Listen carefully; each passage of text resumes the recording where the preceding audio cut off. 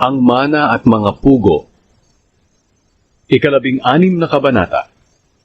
Mula sa Elim, nagpatuloy sa paglalakbay ang mamamayan ng Israel hanggang sa makarating sila sa ilang ng Zin na nasa gitna ng Elim at ng Sinai.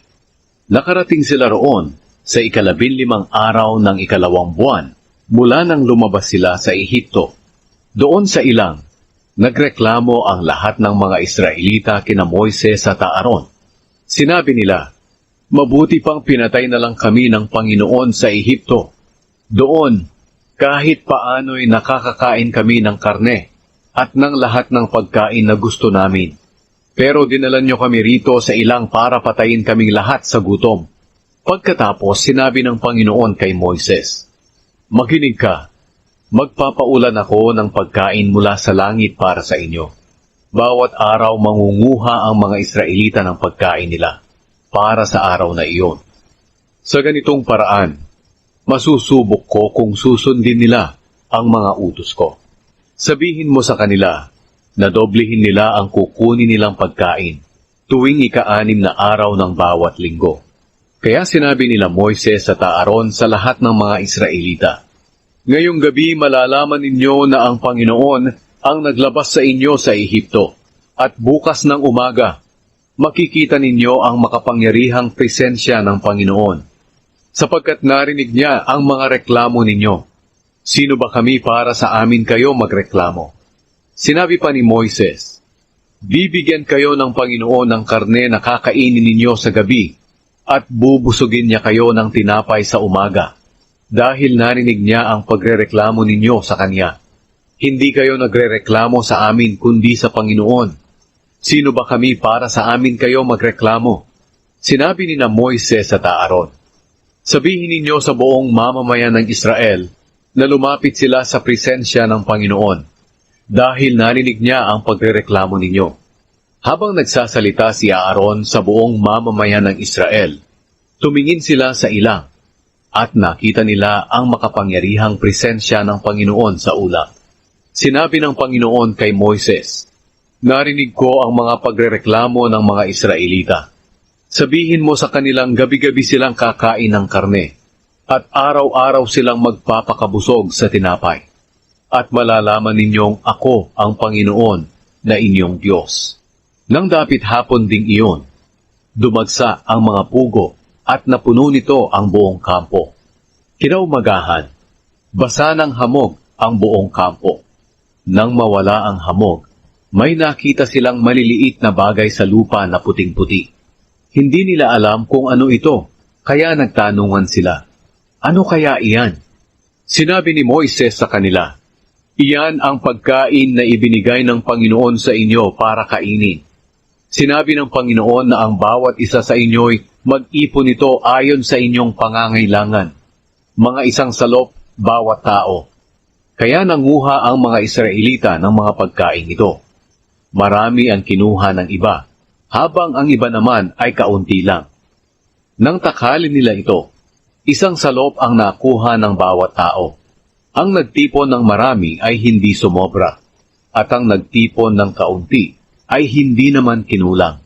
Tamang-tama lang ang nakuha ng bawat isa. Sinabi ni Moises sa kanila, "Walang magtitira nito para sa susunod na araw." Pero ang iba sa kanila ay hindi nakinig kay Moises. Nagtira sila para sa susunod na araw, pero inuod ito at bumaho. Kaya nagalit si Moises sa kanila. Tuwing umaga nangunguha ang bawat isa ayon sa kanyang kailangan. At kapag uminit na, natutunaw ang pagkaing hindi nila nakukuha. Sa 6 na araw, doble ang kanilang kinukuha, mga 2 salop bawat tao. Kaya pumunta ang mga pinuno ng mamamayan ng Israel kay Moises at nagtanong kung bakit doble. Sinabi ni Moises sa kanila, "Iniutos ng Panginoon na magpahinga kayo bukas dahil araw ng pamamahinga, na banal na araw para sa Panginoon. Kaya lutuin ninyo ang gusto ninyong lutuin, at ilaga ang gusto ninyong ilaga. Ang matitira ay ilaan para bukas." Kaya itinira nila ito para sa susunod na araw, ayon sa iniutos ni Moises. At nang sumunod na araw, hindi ito inuod o bumaho.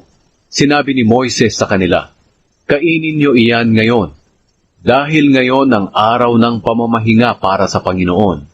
Wala kayong makikita niyan ngayon. Makakakuha kayo ng pagkain ito sa loob ng 6 na araw. Pero sa ika-7 araw ay magpahinga kayo. Sa araw na iyon, wala kayong makukuhang pagkain."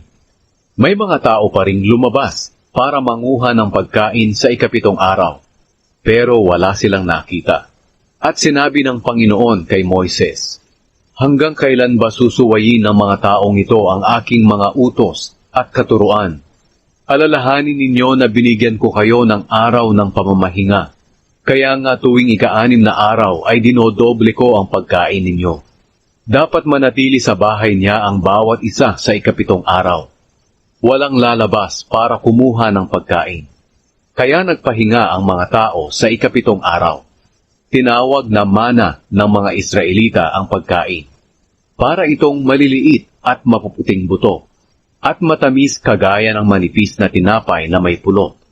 Sinabi sa kanila ni Moises, "Ipinag-utos ng Panginoon na magtago kayo ng isang salop na mana para sa susunod pang mga henerasyon, para makita nila ang pagkaing ibinigay ko sa inyo sa ilang, nang inilabas ko kayo sa Ehipto."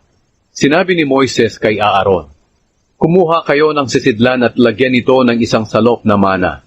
Pagkatapos ilagay ninyo ito sa presensya ng Panginoon para sa susunod pang mga henerasyon."